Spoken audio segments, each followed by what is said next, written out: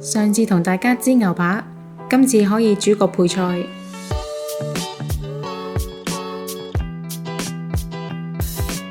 洗乾淨菠菜，切走個根部，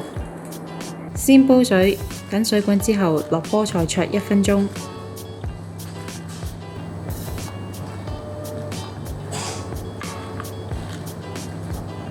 夾起菠菜，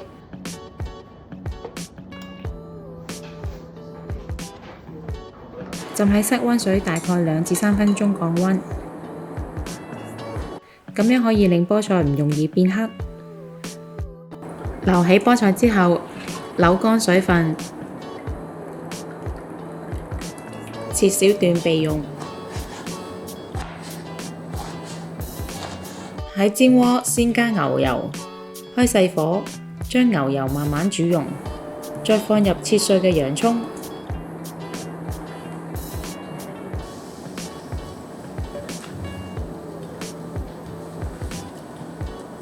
爆香之後加入蒜蓉，炒大概3至4分鐘，加入麵粉炒至均勻，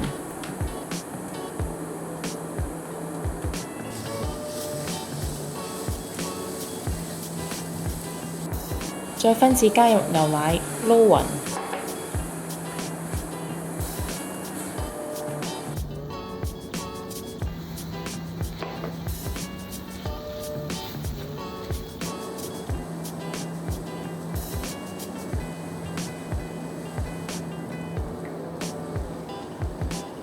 加入忌廉、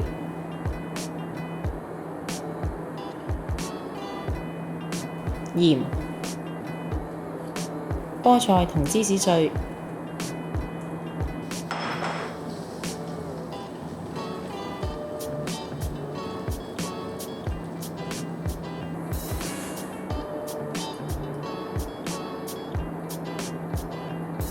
炒勻就可以啦。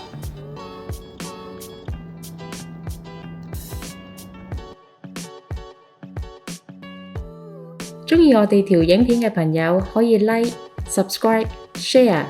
同埋記得撳着個鐘仔，可以第一時間收到我哋嘅最新資訊同埋影片。